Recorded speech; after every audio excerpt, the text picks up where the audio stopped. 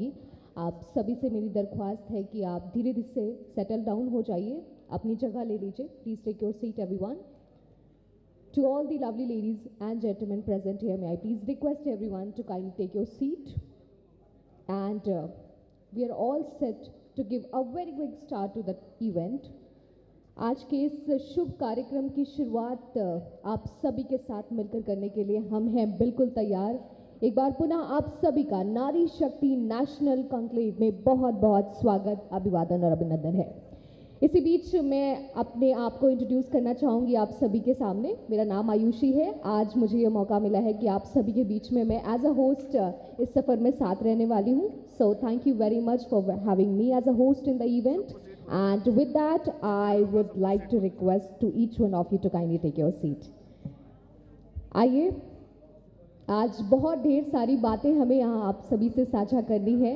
एक बहुत ही अच्छे मोमेंट को सेलिब्रेट करना है और आप सबसे चर्चाएं करनी है, आप सबसे उत्थान की बातें करनी है, हमारे राइट्स के बारे में हमें चर्चाएं करनी है। तो ये ओवरऑल एक बहुत अच्छा दिन होने वाला है हमारे लिए, जब हम इन सभी विभिन्न चर्चाओं को यहाँ पर आप सबके साथ मिलकर करेंगे, आप सबके साथ मिलकर अंजाम देंगे।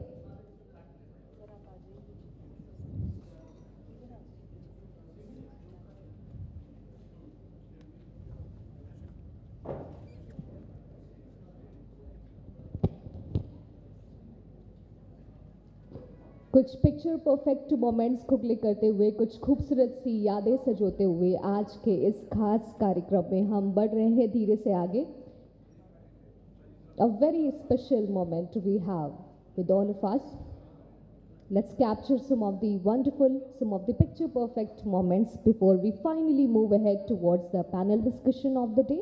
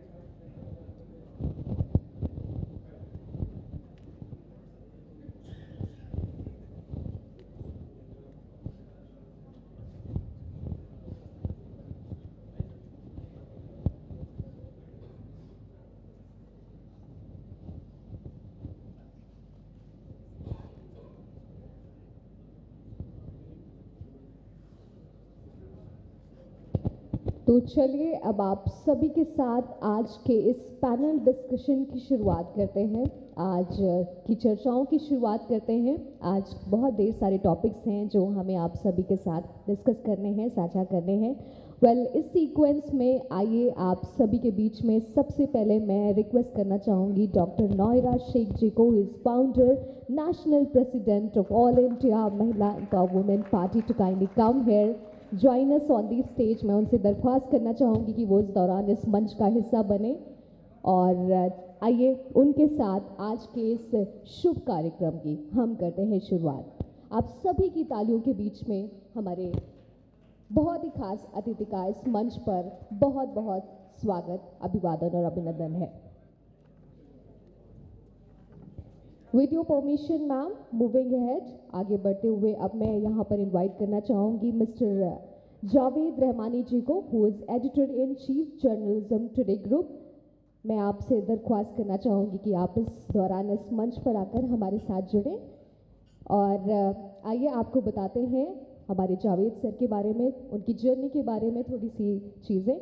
इन्होंने 30 वर्षों से पत्रकारिता क्षेत्र में अपनी बहुत ही अहम भूमिका निभाई है और राष्ट्र हित में निरंतर भारत की छवि निखारने हेतु अपना योगदान देते रहे हैं। बहुत बहुत स्वागत करना चाहेंगे आपका सर इस मंच पर। और उसी के साथ ही आगे बढ़ते हुए मैं बहुत ही खास स्वागत करना चाहूँगी प्रोफेसर दिव्या तंवर जी का, जो कि हमारे बीच में as a cyber security professional बनी हुई है. She is also a mental health expert and she is also the chairman of Divya foundation. A very special welcome to you ma'am over here. And yes, now we would like to move ahead. अब आज के इस panel discussion की शुरुआत करते हैं, opening करते हैं. I would like to request Divya ma'am to kindly move ahead. मैं चाहूँगी कि वो अब इस सेशन की शुरुआत करें, अपने अंदाज में आज के इस सेशन को आगे बढ़ाएं. नमस्कार मैम. सबसे पहले तो मैं ये कहना चाहूँगी कि आज इस अधिवेशन के लिए, इस समारोह का स्टार्टिंग करने के लिए बहुत बहुत धन्यवाद, क्योंकि मुझे लगता है कि नारी को आगे बढ़ के अपना हाथ थामना बहुत ज़रूरी है. और ये शायद ये बिल, नारी शक्ति वंदन अधिवेशन बिल, इसी राह में एक दिशा दिखाएगा. और इसीलिए मैं आपको ये कहना चाहूँगी कि हमने बहुत तरीके से औरतों को देखा है. और आपकी जो जर्नी है, मैं लोगों को बताना चाहूँगी कि जर्नी बहुत ही मुश्किल से थी, पर मैम जिस तरीके से आगे आई, क्योंकि वो एक अपने आप में एक एग्जाम्पल की तरह हमारे सामने है. बहुत सारी चीज़ें हमने मैम के बारे में सुनी है, समझी है और सीखी हैं. पर मुझे लगता है कि जब मैम इसके बारे में बताएंगी, एक ज़मीनी रूपी के बारे में बताएंगी कि किस तरीके से वो आगे आई और इस तरीके की सोच को उन्होंने किस तरीके से स्टार्ट किया, तो मैम प्लीज़ अपने इसके बारे में अब कुछ बताइए. जी, बहुत आज खुशी का दिन है कि नारी शक्ति की जो बिल 33% रिजर्वेशन जो पास हुई है, उसकी खुशी में ये प्रोग्राम मनाया जा रहा है. और इस प्रोग्राम के लिए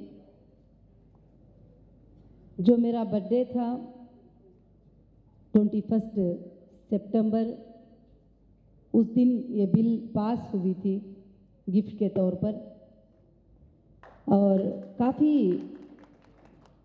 खुशियाँ मनाए गए, मगर इसके पीछे करीब ये बिल सबमिट करके 27 ईयर्स हुआ था. 27 ईयर्स से इस बिल को पास करने के लिए कई बार मौके आए, मगर वो पास नहीं हो सकी. और हमारे देश के प्रधानमंत्री जी नरेंद्र मोदी जी का भी धन्यवाद है कि उन्होंने बहुत हिम्मत बताते हुए इस बिल को पास करने का फैसला कर लिया. उसमें वही पास नहीं कर सकते थे, क्योंकि इंडियन कॉन्स्टिट्यूशन जो होता है वो बहुत स्ट्रांग है. बहुत अच्छी चीज़ें इस कॉन्स्टिट्यूशन में हैं कि जब तक के देश के एमपीज़, भले वो किसी भी पार्टी से क्यों ना हो, वो एमपीज़ 70% वोट नहीं करते, वो बिल पास नहीं हो सकती थी. भले कोई भी प्रधानमंत्री कोई भी सोच ले कि मैं ये बिल पास करूँगा, तो इंडिया में ये पॉसिबल नहीं है. जब तक के देश के एमपीज़ उसको वोट नहीं देते, वो बिल नहीं हो सकती. तो इसमें कई लोगों की साझेदारी रही, और वो बिल के पास होने के वक्त में कई महिलाओं के कई दिन से फोन्स रहे. और काफ़ी हमारी पार्टी के लोग 700+ डिस्ट्रिक्ट में थे. हमारी पार्टी को लॉन्च करने का मकसद भी यही था कि all India Mahila empowerment party आएगी और महिलाओं की 33% रिजर्वेशन को जो है बिल को पास कराएगी और उस पर मेहनत करेगी. तो सारे महिलाओं में एक खुशी की लहर दौड़ गई कि अब हमारा जो ख्वाब था वो पूरा हो गया. जो 15 साल से ज़ुबान उठा रहे थे, बात कर रहे थे, तो बहुत सारे खुशियाँ मनाए गए. उस वक्त में ये बिल जब पास हुई, तो जब सेलिब्रेशन किया गया, तो उस वक्त मैंने एक वादा किया था कि जब ये बिल पास हुई, तो इसमें हमारे जो मेंबर ऑफ पार्लियामेंट, जो हमारे भाइयों ने वोट किया, इस बिल को सम्मान किया और महिलाओं के बिल को कोई पार्टी, कोई जात, कोई ये अलग देखते हुए, कुछ भी ना देखते हुए वोट किया, तो मैंने कहा कि ज़रूर उनको एक मोमेंटो दिया जाएगा और उनको सम्मान किया जाएगा, क्योंकि उनकी वोट की वजह से जो है ये बिल पास हुई. यही बिल नहीं, बल्कि देश में कुछ भी बदलाव लाना चाहते हैं, कुछ भी चेंजेस लाना चाहते हैं, तो ज़रूर से हमारे उन एमपी भाइयों के जो मेंबर ऑफ पार्लियामेंट हैं, 545 एमपीज हमारे हैं, उसमें से अगर 70% वोट हो जाते हैं तो देश का कानून अमेंडमेंट हो सकता है, न्यू पॉलिसीज चेंज हो सकते हैं, नए बिल आ सकते हैं। तो वो देश के पिलर्स हैं और तो उनको मैंने इनवाइट करना चाहा, तो हमारी सारी कमेटी ने डिसाइड किया और करके हमने ये सारे एमपीज़ को अल्हम्दुलिल्लाह इस वक्त में जो है हमने इनवाइट किया इस प्रोग्राम में कि उनको मुबारकबादी पेश करने के लिए, और ख़ासकर से देश के 30 स्टेट के 30 चीफ मिनिस्टर्स को भी हमने इनवाइट किया और गवर्नर्स को 30 गवर्नर्स को भी इनवाइट किया।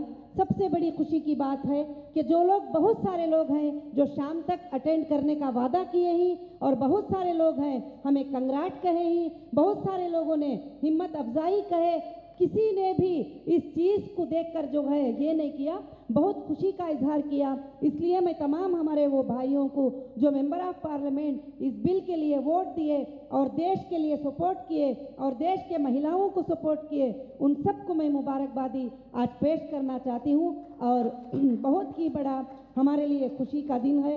उस दिन मैं पार्लियामेंट में देख रही थी कि कुछ लोग जिनको नॉलेज नहीं होता है, एक दो एमपीओ ने उसका अपोज कर रहे थे कि महिला को बिल नहीं चाहिए, क्योंकि उनको एक माँ और एक बहन, एक बेटी की इज्जत की कोई कदर नहीं थी। जो एक माँ और बहन की इज्जत की कदर करते हैं वो तो माँ बहन के बारे में वोट डालते हैं। जब हमारे होम मिनिस्टर अमित शाह जी उस दिन पार्लियामेंट में आकर एक दो तीन लफ्ज़ कहे, बहुत अच्छे लफ्ज़ थे, वहाँ पर उस दिन उन्होंने कहा कि आज यहाँ पर इस बिल को वोट नहीं करने का सवाल नहीं होता, क्योंकि यहाँ बात हमारे माँ बहनों के सम्मान की बात है, यहाँ हमारे माँ बहनों के सम्मान की बात है, इस पर तो वोट करना ही चाहिए। तो बहुत अच्छी बात थी। फिर उसके बाद कई लोगों ने डिस्कस करते हुए कहा कि महिला की बिल तो पास हो रही है, हिंदू को कितने सीट कितने दे रहे हैं, मुस्लिम को कितने दे रहे हैं, ये सब ना काम आने वाली बातें हैं। तो फिर बहुत सारे वहाँ पर जवाब देने वालों ने बहुत अच्छे अंदाज में जवाब दिया कि इंडियन कॉन्स्टिट्यूशन में वहाँ पर महिला की बिल और इक्वल जस्टिस कहा है, उसमें हिंदू कितने महिला, मुस्लिम कितने महिला, क्रिश्चियन कितने महिला, ये नहीं था, बल्कि पूरे महिलाओं के लिए कहा गया। अब जो महिला हिम्मत करके सामने अपना हक लेने के लिए, अपना अधिकार लेने के लिए आएगी, अब से देश के अंदर उसे लोकसभा में 33%, राज्यसभा में 33%, इवन कैबिनेट में 33%, हर जगह उसको 33% जो है अब जगह मिल जाएगी। इतने दिन जो महिला को घर चलाने वाली समझते थे, वो देश चलाने का एक हिस्सा बन जाएगी। और आज का ये प्रोग्राम जो है इसीलिए खास कर से रखा गया है और ख़ास कर से उन भाइयों को इनवाइट किया गया है, और काफ़ी एमपीस हमारे प्रोग्राम में अटेंड करने वाले हैं, काफ़ी मिनिस्टर भी अटेंड करने वाले हैं। अभी पार्लियामेंट सेशन होने की वजह से जो है जब जब टाइम मिलेगा ये प्रोग्राम में वो अटेंड करेंगे, और जो अटेंड नहीं करेंगे उनके लिए भी हम उनको मुबारकबादी और खुशखबरी और उनके जो मोमेंटोस होंगे पेश करेंगे, क्योंकि बहुत ही अच्छे से ये किया है। और हमारी बहन ने ये सवाल किया था कि आपने ये काम करते हुए जो है किस तरह से किया, तो मैंने यही देखा है कि हम भले कितने बड़े बिजनेसमैन बन जाओ, बिजनेस वुमेन बन जाओ, सब कुछ बन जाओ, मगर पॉलिटिकल अधिकार और पॉलिटिक्स का अधिकार हमारे पास होना बहुत ज़रूरी होता है। उसी से हम बदलाव ला सकते हैं, उसी से हम चेंजेस ला सकते हैं। तो ये हमारे लिए बहुत ही बड़ी सम्मान की बात है कि भारत के महिलाओं को 33% जो है बिल रिजर्व हो जाना, कि उनको मिलना ही मिलना है। अगर कोई चाहकर आगे आ जाए तो उनको हिस्सा मिलना ही मिलना है, तो ये बहुत बड़ी बात है। इसलिए all India Mahila empowerment party जब पार्टी को लॉन्च किए तो एक नेशनल पार्टी है, और इस पार्टी को हम पूरे देश में जो है महिलाओं की ताकत बनाने के लिए इस पार्टी को रन करना चाहे, तो इसमें हमारे भाइयाँ जो सपोर्ट करें ही, उन भाइयों के सपोर्ट में हर इलाके में, हर जगह पर, हर कोने में हम बहनें उनके साथ ही, जिन्होंने इस बिल को वोट किया है और सम्मान किया है।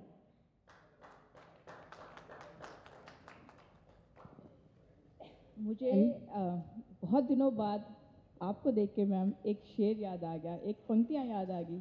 तन समर्पित, मन समर्पित और ये जीवन समर्पित, चाहती हूँ देश की धरती तुझे कुछ और भी दूँ। मैम की बातें सुन के मुझे लगता है कि ये पंक्तियाँ इनके ऊपर बहुत सूट करती हैं।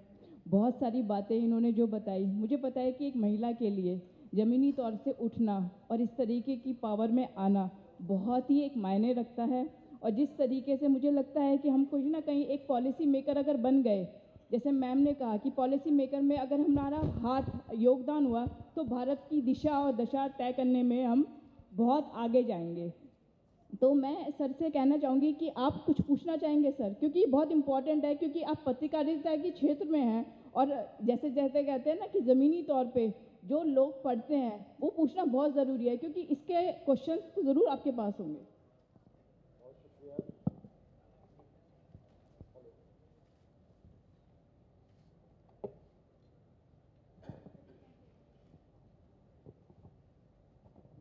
बहुत शुक्रिया आपका। हम ये कह सकते हैं कि ज़माना अब तेरे कोई मद्दे मुकाबिल कोई कमज़ोर सी औरत नहीं है।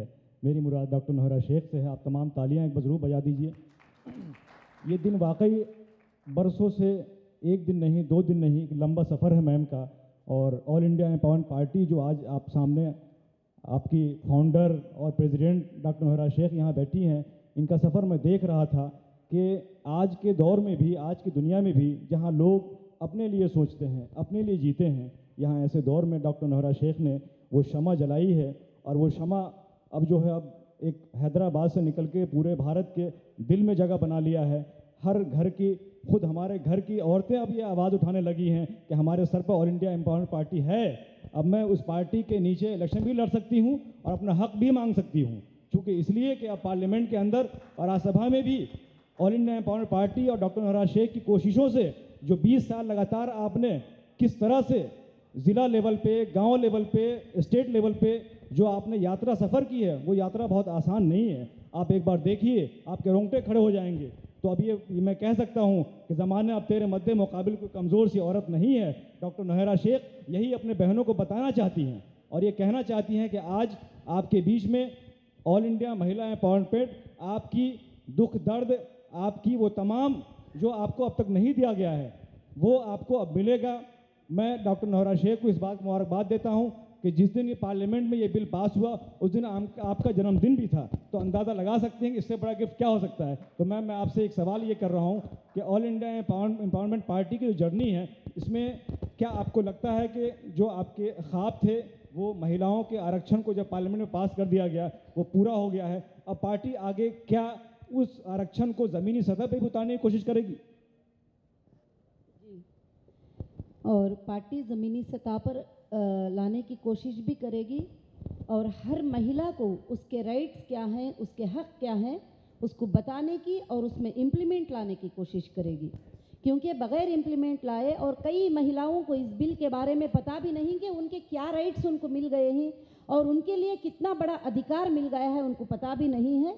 तो हमारी महिलाएं ग्राउंड पर बहुत सारा काम कर रहे हैं उनको बताने के लिए कि आप जो है इलेक्शन कंटेस्ट कर सकते हैं, आपको राइट्स है, आप एमएलए बन सकते हैं, आप एमपी बन सकते हैं, आप कैबिनेट मिनिस्टर बन सकते हैं, आपको सारे राइट्स हैं। आप आएंगे तो आपको हर अधिकार मिलेगा। तो महिला एम्पावरमेंट पार्टी इस पर ज़रूर काम करेगी और पूरे देश में काम करेगी। आज महिलाएं देश में कम नहीं है, महिलाएं देश में जो है 65 करोड़ वुमेन्स हैं और महिलाएं देश के 50% से ज़्यादा महिलाएं हैं।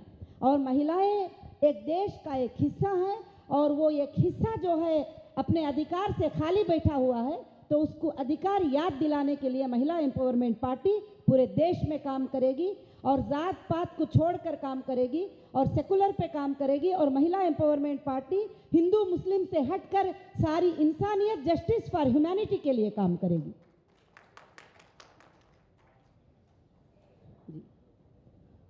बहुत शुक्रिया। किसी शायर ने बहुत पहले कहा था कि तेरे माथे पे ये आंचल बहुत खूब है, लेकिन तो इस आंचल से एक परचम बना लेती तो अच्छा था। तो मैम ने वो आंचल, भारत की आन बान शान को अपना सफ़र बना लिया है। यकीनन मुझे लगता है कि अब वो तमाम जो अब तक सरकार की नज़र में नहीं थी, अब वो महिला कम से कम एक पार्टी की शक्ल में एक ताकत बन के उभरेगी। तो मैम ये बताइए कि आमतौर पर ऑल इंडिया महिला एम्पावरमेंट के नाम से ऐसा लगता है कि महिला के उत्थान के लिए पार्टी है, लेकिन जो पुरुषों की शिकायत है क्या उनको भी टिकट दिया जाएगा इस पार्टी से?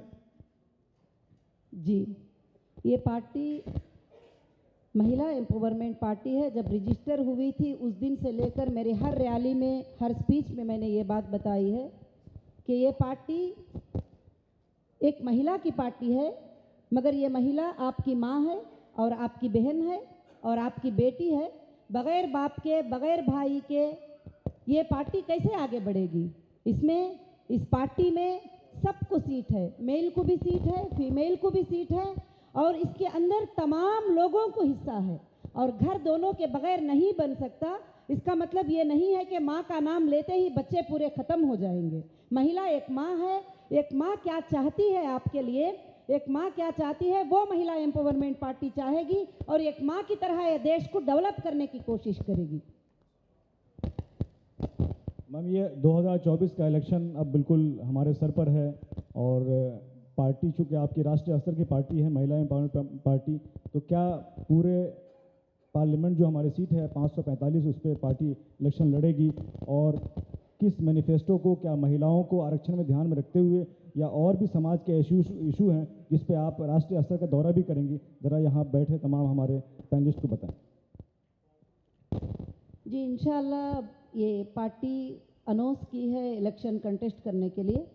खासकर से जो लोग ख्वाहिश रखेंगे अपने अपने एरियाज़ में कंटेस्ट करने के लिए, उनके लिए ये पार्टी कंटेस्ट करने के लिए तैयार है और ख़ासकर से महिलाओं के डेवलपमेंट पे ज़्यादा से ज़्यादा ध्यान देगी और बच्चों के डेवलपमेंट पे ज़्यादा से ज़्यादा ध्यान देगी और ख़ासकर से जो हमारे भाइयाँ ऑलरेडी कंटेस्ट करके जीत के महिला की मदद कर रहे हैं, तो उनके लिए वहाँ पर हम लोग उनकी मदद करेंगे और उनका सपोर्ट करेंगे।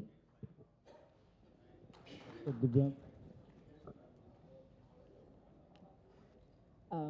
बहुत बहुत धन्यवाद मैम इस बात के लिए कि आपने किस तरीके से इस अधिवेशन के बारे में बात करी। तो यहाँ पे तमाम लोग यहाँ पे जुड़े हुए हैं हम लोगों से, तो मुझे लगता है कि ज़मीनी तौर पे थोड़ी सी बातें अगर आप बताएं कि आपकी एम्पावरमेंट जो पार्टी है, महिला एम्पावरमेंट पार्टी, वो किस तरीके से ज़मीनी तौर पे इस अधिवेशन को देखती है। ज़मीनी तौर पे इस अधिवेशन का जब आप देखते हैं कि उन लोगों के लिए जो पॉलिटिकली करेक्ट नहीं है पर बिल तो सबके लिए आया है ना, तो आपको क्या लगता है कि जो औरतें घर में काम करती हैं, बाहर निकलती हैं, कमा के कुछ लाती हैं, छोटे से छोटा काम करती हैं, तो वो औरतों के लिए अगर हम ये बात कहें कि वो पॉलिसी मेकर बनेंगी तो वो किस तरीके से इस बिल को देखती है? बस मुझे ये पूछना है कि ज़मीनी तौर पे कुछ आप इसके ऊपर प्रकाश डालना चाहेंगी? जी, हम सब महिलाओं को देश के जो ये नॉलेज रखते हैं कि महिलाओं को इसमें कितना राइट्स है, कितना ये मिलने वाला है, तो हम सबको उन महिलाओं तक जाकर उनको समझाना चाहिए, इस बिल के बारे में बताना चाहिए और उनको डेवलप करना चाहिए। जब बताएंगे तो ही उनको पता चलेगा कि महिलाएं जो है देश के अंदर क्या कर सकते हैं। तो ये बताना बहुत ही ज़रूरी है। ज़मीनी सतह पे इस काम को करेंगे, बहुत जल्द महिलाएं 33% क्या 50% भी जो है आगे आ जाएंगे ज़रूर से। एक बहुत ही ज़रूरी सवाल जो मेरे जहन में जैसे ही मैंने इसके बारे में सुना और इस कॉन्क्लेव के बारे में सुना कि मैम आपको कैसा लग रहा है आज आपको इस सारी चीज़ों को देख के कि अधिवेशन बिल पास तो हुआ, ज़मीनी तौर पे हमने पास तो करा, इसकी चाहे स्टार्टिंग भी करी, तो महिला एम्पावरमेंट पार्टी इसको किस तरीके से देखती है? महिला एम्पावरमेंट पार्टी यही कहेगी कि जो बिल पास नहीं थी, जो अधिकार नहीं था, वो अधिकार स्टाम्प के तौर पे मिल गया है।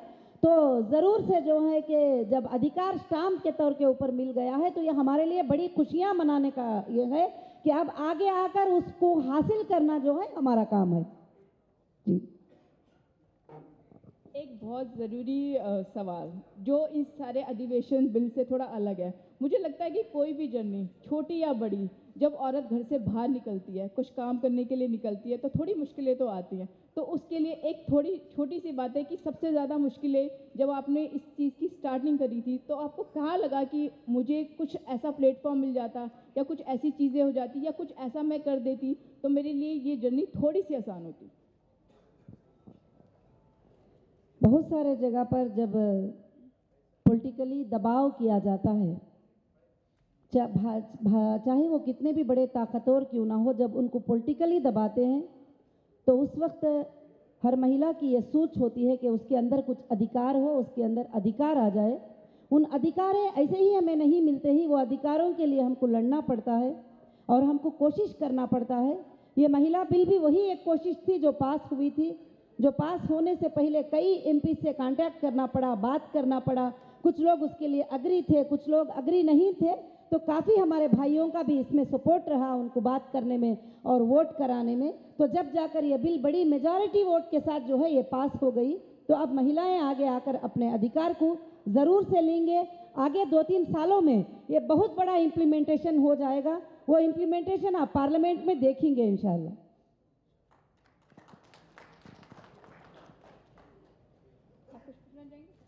Well, actually, I have something to say. So, ma'am, मुझे लगता है कि हम सबका अपना एक बैटल होता है, हम सबकी अपनी एक इंडिविजुअल लड़ाई होती है, राइट? और आप इन सब से निकल कर आगे आकर आपने सबके लिए एक लड़ाई की है, ओके?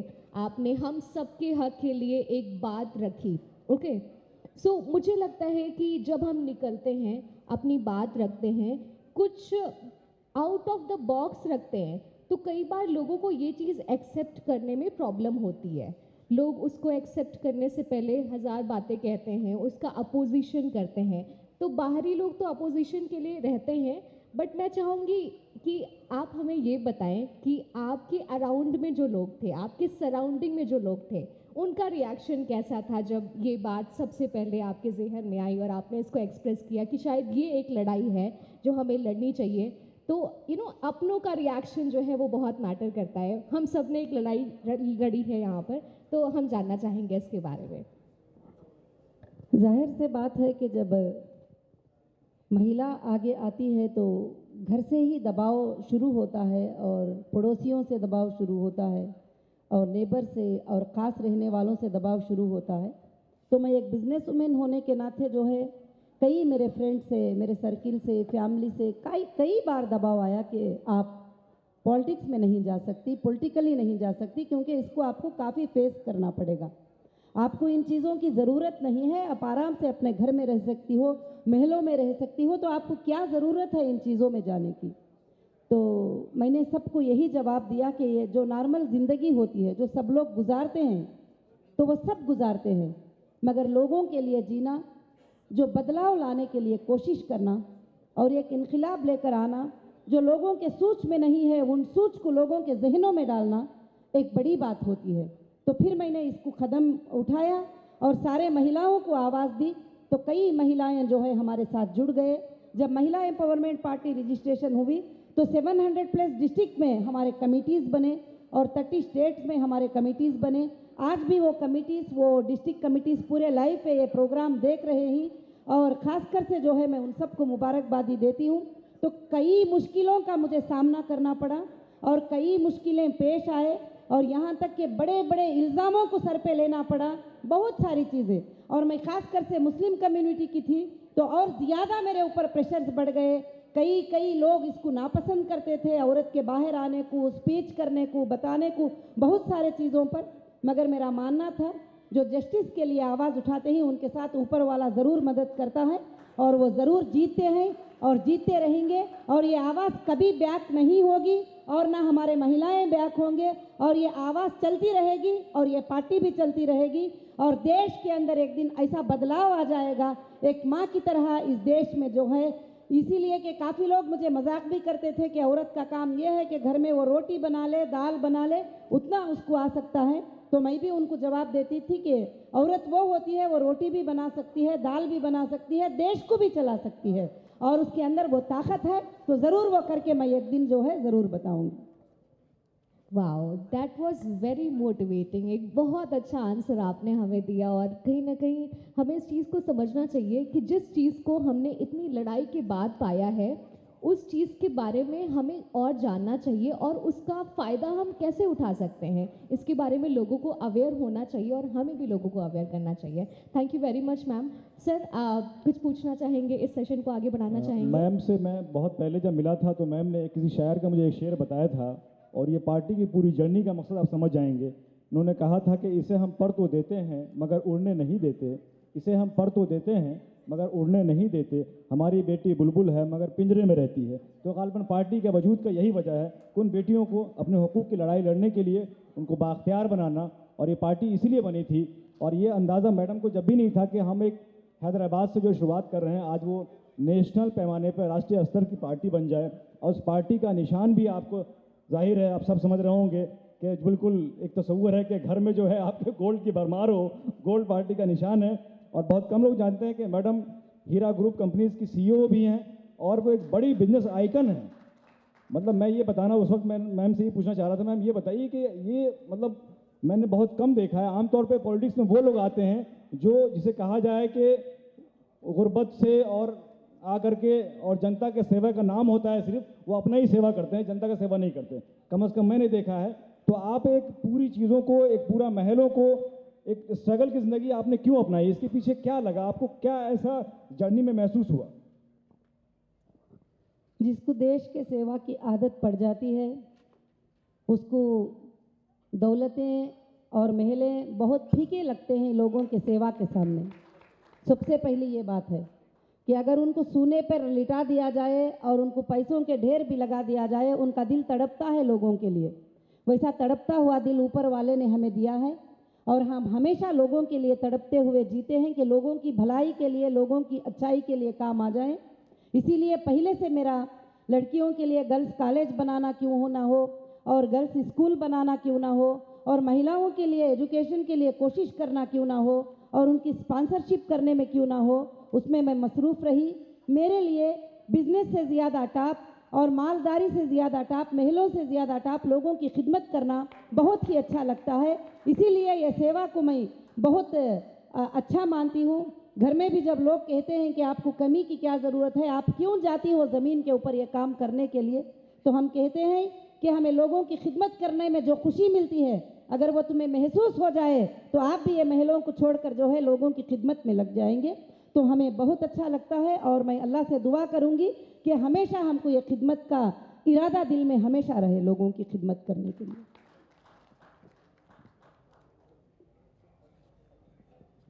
तो देखा आपने मैम ने अपने कैसे जज्बात को हम सब के बीच में रख रही थी।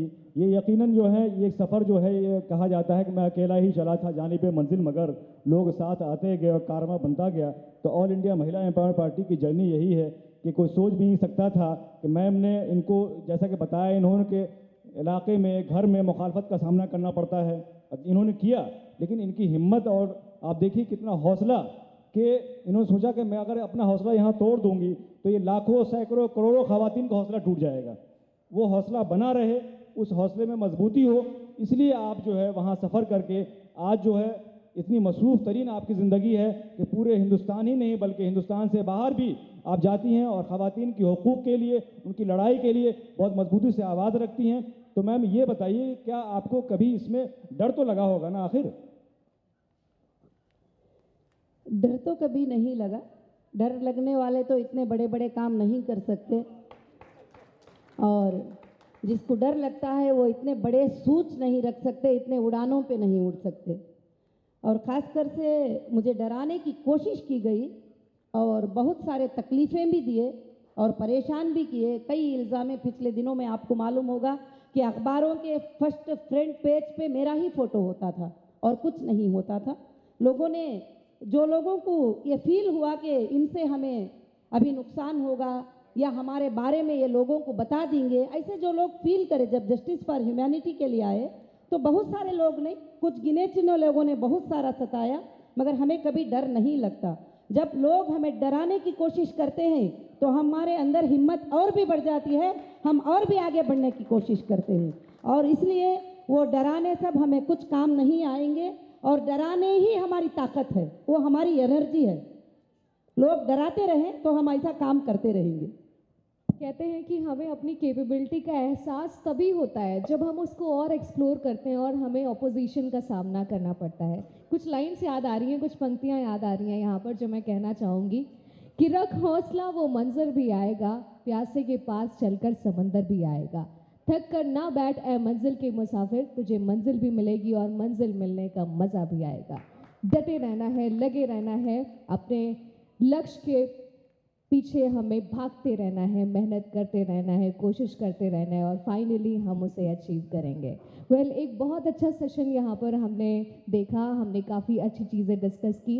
मैम कुछ और पूछना चाहेंगे सीक्वेंस में? सर कुछ और पूछना चाहेंगे सीक्वेंस में? एक लाइन में ज़रा सा, चूँकि मैम का फोकस चूँकि महिलाओं की शिक्षा पे बहुत ज़्यादा है, उसकी मिसाल इन्होंने सिर्फ बातें नहीं की हैं बल्कि अमली तौर पे आपने वहाँ किया है। हम में से बहुत लोग जानते होंगे, क्योंकि हज़ारों लड़कियों की, ख़ास करके उन लड़कियों के जिनके माता पिता नहीं हैं, उनको आप फ्री में तालीम दे रही हैं। सिर्फ तालीम नहीं दे रही हैं बल्कि उनको आईटी, जो दुनिया हमारी सोशल मीडिया की है, आईटी की, इंजीनियरिंग की है, वो भी वहाँ तालीम दी जाती है। तो आपने एक खुद ही मिसाल पहल की है कि वो अंधेरों को बुरा कहने से कुछ नहीं होगा, अपने हिस्से का दिया खुद ही जलाना होगा। तो मैम ये बताइए कि महिलाओं की तालीम को लेकर के क्या आपका सपना अभी पूरा हुआ है, अभी भी आप उसके लिए चिंता रहती हैं? महिलाएं तालीम में होना ज़रूरी है। एक महिला, एक लड़की एक नहीं होती है। एक महिला, एक लड़की पूरा देश होती है। और पूरे देश, एक लड़की का आगे बढ़ना, एक लड़की का पढ़ना, एक महिला का पढ़ना जो है वो पूरे देश को संभालने वाली बन सकती है।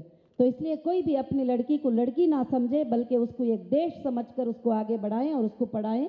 ये मेरी सोच रही है कि महिलाओं को ज़्यादा से ज़्यादा जो है पढ़ाई में आगे बढ़ाएं और ज़्यादा से ज़्यादा पढ़ाना चाहिए उनको। इसीलिए मैंने इंजीनियरिंग कॉलेज और मेडिकल कॉलेजेस और बहुत सारे स्कूल्स को ओपन किया और महिलाओं के लिए, गर्ल्स के लिए नहीं बल्कि सारी दुनिया में तालीम का होना बहुत ही ज़्यादा ज़रूरी है। इवन जो महिलाएं बड़ी उम्र के हैं उनको भी हम लोग जो है एजुकेशनल में लेके जाना और छोटे छोटे पढ़ाई उनको पढ़ाना, जो बिल्कुल से बिल्कुल अनपढ़ हैं, उनके लिए भी बहुत सारे करोड़ों महिलाओं के लिए कोशिश की है।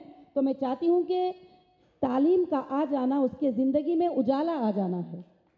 अगर तालीम नहीं है तो उसके ज़िंदगी में अंधेरा होता है, ताकि तालीम से ही वो दुनिया को पा सकती है और वो जीत सकती है, सब कुछ बना सकती है। इसलिए वो एक लड़की और एक महिला नहीं है बल्कि वो एक देश है। इसको सोच कर चलना हम सब के लिए बहुत ही ज़रूरी है। मैम ने शिक्षा के बारे में कहा, बीइंग एन एकेडमिशियन मुझे लगता है कि शिक्षा बहुत ज़रूरी है। पर एक और पहलू, जब ये अधिवेशन आया, इसके साथ ये आया कि औरतें डिसीजन मेकिंग में थोड़ी सी कमज़ोर है। जब एज अ पॉलिसी मेकर उनको देखा जाए तो मैम मुझे आपसे ये पूछना चाहूँगी कि कहीं पे इमोशंस हमारे सामने आते हैं जब हम किसी पॉलिसी के बनाने में, क्योंकि आप इस बारे में बहुत अच्छी तरीके से एक्सप्लेन कर सकती हैं कि इमोशंस आते हैं क्या सच में सामने, क्योंकि औरतों को हमेशा इमोशन की देवी समझा जाता है, ये समझा जाता है कि वो ममता है। पर मुझे लगता है कि इस बारे में आप बहुत अच्छी तरीके से बताएंगी, जो एक जिसको कहते हैं ना कि एक लोगों को देखा जाता है कि औरतें थोड़ी सी कमज़ोर हैं। औरतें कमज़ोर है ये बात बताते हैं, मगर वो गलत है। जब औरत स्ट्रांग हो जाती है, उसके अंदर इमोशन तो ज़रूर होते हैं, क्योंकि एक माँ है, एक बहन है, एक बेटी है। अगर उसके अंदर इमोशंस नहीं होंगे तो वो एक शौहर को, एक बाप को, एक भाई को वो कैसे देखभाल कर सकती है। कई चीज़ों को हैंडल करते हुए वो इमोशन से ही उनको प्यार करती है। एक माँ बनकर, एक बीवी बनकर, एक बेटी बनकर, एक बहन बनकर वो प्यार करती है, क्योंकि उसके अंदर इमोशंस होना ज़रूरी है। जब ही वो जाकर सारे घर को हैंडल करती है। मगर उसके अंदर इमोशंस 10% है तो स्ट्रांगनेस 90% होता है, जो कि वो जाहिर नहीं करती। वो बहुत स्ट्रांग भी होती है तो उसका स्ट्रांगनेस जो है बहुत ज़्यादा होता है। जब वो स्ट्रांग बन जाती है तो उसके लिए ये ज़माना, ये दुनिया, लाखों के लोग जो है उसे कुछ मतलब नहीं रहते, क्योंकि उसके अंदर स्ट्रांगनेस भी उतना ज़्यादा है, वो स्ट्रांग भी उतनी ज़्यादा है। क्योंकि एक बच्चे को पैदा करके बड़ा करना एक औरत को ही आता है, और उसके दर्दों को संभालना एक औरत को ही आता है, और एक बहन को आता है कि वो अपने भाई को किस तरह से देखना, एक बीवी को आता है कि उसके हस्बैंड को किस तरह से हैंडल करना। तो औरत के अंदर इमोशन के साथ जो है स्ट्रांगनेस भी बहुत ज़्यादा है। उसी तरह से जब वो स्ट्रांग बनती है तो बहुत सारे लोग जो है, महिलाएं जो है, देश को भी चला के जो है इस देश में जो है बताए हैं। तो ख़ास कर से उनके अंदर इमोशन के साथ साथ स्ट्रांगनेस भी बहुत ज़्यादा है। ये सोच कर चलना है हर महिला को। जब उसको बाहर निकाल कर बताते ही ना, तो उसके अंदर का जो स्ट्रांगनेस है जब वो बाहर आएगा। बहुत अच्छा आंसर जो मैं एक्सपेक्ट कर रही थी वो दिया मैम ने। पर मुझे ये लगता है कि जब हम बात करते हैं कि वुमेन एम्पावरमेंट की, कि औरतें कहीं ना कहीं शायद पीछे रह जाएंगी, तो इस अधिवेशन के बाद मुझे लगता है इकोनॉमी में हम कहीं ना कहीं एक रोल प्ले कर पाएंगे। और साथ में मुझे लगता है कि औरतों पे जिम्मेदारी बहुत है। उनको एक रोल में देखा जाता है कि जब उसकी शादी नहीं होती, वो घर की एक बेटी है, शादी होने के बाद वो घर में एक पत्नी है और उसके बाद एक माँ है। तो मुझे लगता है कि औरतें नींव रखती हैं, तो ये नींव की स्टार्टिंग हुई है इस अधिवेशन बिल के साथ। और जैसे मैम ने कहा कि हम इस चीज़ के लिए बहुत पॉजिटिव हैं और कहीं ना कहीं एक आगे शुरुआत तो कर पाएंगे।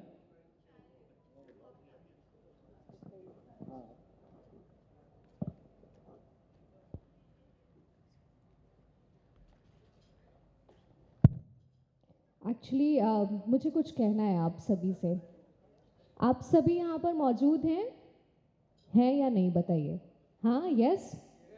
फिजिकली तो मौजूद है, मेंटली क्या आप यहाँ पर मौजूद हैं, ये बताइए। मैं चाहती हूँ कि आज जब आप यहाँ पर वक्त निकाल कर आए हैं तो आप यहाँ पर फिजिकली भी प्रेजेंट हो, मेंटली भी प्रेजेंट हो। अच्छा, सेकेंड थिंग, कोई भी कम्युनिकेशन होता है, जब तक वो टू वे कम्युनिकेशन नहीं होता है तब तक मज़ा नहीं आता है। तो मैं चाहती हूँ कि आप अपने होने का एहसास कराते रहें। हमें लगना चाहिए कि आप भी यहाँ पर मौजूद हैं, आप भी सहमत हो रहे हैं, आप भी हमें सुन रहे हैं, हमारी आवाज़ आप तक पहुँच रही है, आपके इमोशंस हमारे तक पहुँच रहे हैं। तो कभी कभी तालियों के साथ, कभी कभी उत्साह के साथ हमें बताते रहिए कि आप यहाँ पर मौजूद हैं। आप सभी से दरख्वास्त है। उसके साथ ही मैं आपको बता दूं कि कुछ ही देर में आप सभी के साथ बहुत ढेर सारी पॉजिटिव एनर्जी के बीच हम हमारे मेंबर ऑफ पार्लियामेंट्स का वेलकम करने वाले हैं। हमारे कैबिनेट मिनिस्टर कुछ ही देर में यहाँ पर तशरीफ लाने वाले हैं। तो आप सबकी एनर्जी के साथ मिलकर ही आज के इस कार्यक्रम को हम सफल बना पाएंगे। Will really need your cooperation everyone. थोड़ी सी तालियों के साथ आज के इस कार्यक्रम में हमारे बीच में बने रहें। वेल, चलिए सेशन को आगे बढ़ाते हैं। सर, मैम आपकी परमिशन के साथ, मैम आपकी परमिशन के साथ आइए। फिलहाल ये मौका है कि इस सेशन को हम थोड़े से और क्वेश्चंस के साथ आगे बढ़ाएंगे। Thank you very much everyone for all the cooperation. आप सभी का एक बार पुनः बहुत बहुत शुक्रिया। वेल, इसी बीच हमारे साथ अवार्ड्स लिस्ट भी आने वाली है। कुछ ही देर में हम अवार्ड सेरेमनी की भी शुरुआत करेंगे और हम कुछ ही देर में यहाँ पर जो हमारे अवार्डीज़ हैं उनके बारे में भी जानेंगे। सो आज का ये सेशन बहुत अच्छा होने वाला है, जिसमें हम कुछ अच्छे डिस्कशंस, कुछ प्रोडक्टिव डिस्कशंस करने वाले हैं, कुछ बातें करने वाले हैं और साथ ही साथ हमारे मुख्य अतिथियों का बहुत बहुत स्वागत करने वाले हैं, जिनके कोऑपरेशन की बदौलत आज हम सब यहाँ पर एकत्रित हुए हैं। आज हम सब आप सबसे बातें कर रहे हैं, इस मोमेंट को, इस सक्सेस को सेलिब्रेट कर रहे हैं। और मुझे लगता है ये सफलता की शायद सिर्फ पहली सीढ़ी है, अभी बहुत लंबा सफ़र तय करना है, राइट। तो इस अभी तो सिर्फ शुरुआत है, राइट। रख हौसला, वो मंजर भी आएगा, प्यासे के पास चलकर समंदर भी आएगा। हमें हौसला रखना है, डटे रहना है, मेहनत करते रहना है। वेल यस, आइए फिलहाल अवार्ड लिस्ट पर गौर करते हैं और सेशन को आप सबके बीच में नेक्स्ट पड़ाव पर लेकर चलते हैं। Everyone please move ahead. बहुत शुक्रिया मैम। फिर उसके बाद हम लोग आगे शुरू करेंगे नेक्स्ट सेशन में। आप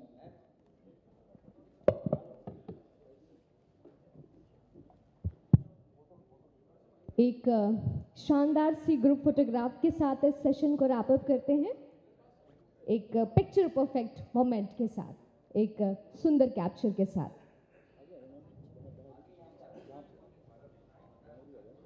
सभी लोग दिखने चाहिए, सभी लोग विजिबल होना चाहिए। आइए एक हंसती मुस्कुराती फोटोग्राफ आप सभी के साथ। मैम आइए प्लीज।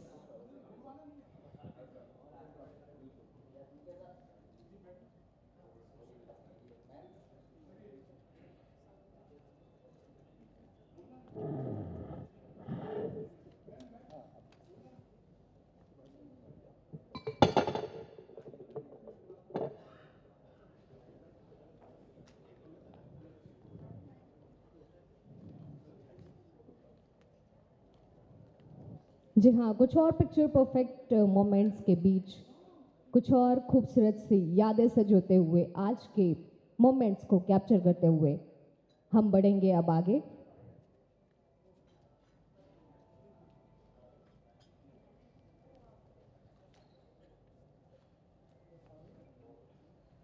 और उसी बीच आप सबको बता दूं कि आज हम हैं बिल्कुल तैयार। हमारे बीच में हमारे मेंबर्स ऑफ पार्लियामेंट का बहुत बहुत स्वागत करने के लिए कुछ ही देर में वो हमारे बीच में तशरीफ़ ला रहे हैं, कुछ ही देर में वो हमारे बीच में हमारे साथ जुड़ रहे हैं। मैं चाहूँगी कि आप सब हमारा साथ दें इस मौके पर हमारे साथ बने रहें। आप सबके साथ मिलकर हम उनका ज़ोरदार स्वागत करेंगे। ओके, एक और खूबसूरत सा मोमेंट यहाँ पर हमारे बीच में, कुछ और खूबसूरत सी यादें सजोने का मोमेंट, कुछ और पिक्चर परफेक्ट मोमेंट क्लिक करने का ये मौका।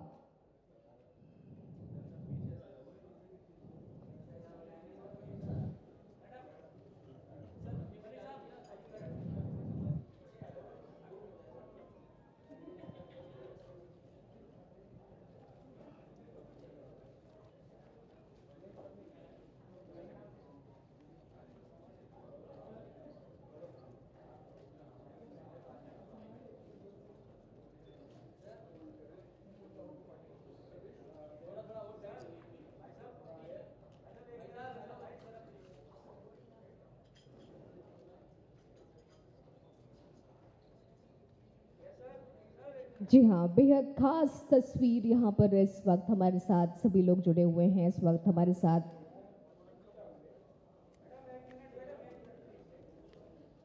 डॉक्टर नौयरा शेख जी हमारे साथ इस वक्त मौजूद हैं।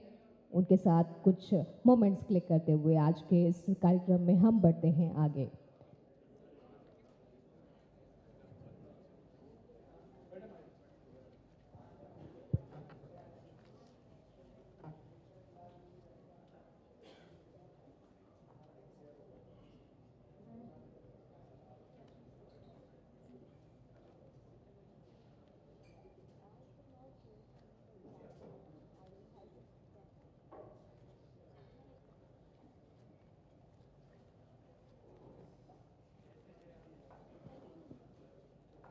Thank you very much. आपसे दरख्वास्त है कि आप अपनी जगह लें, अपना स्थान ग्रहण करें।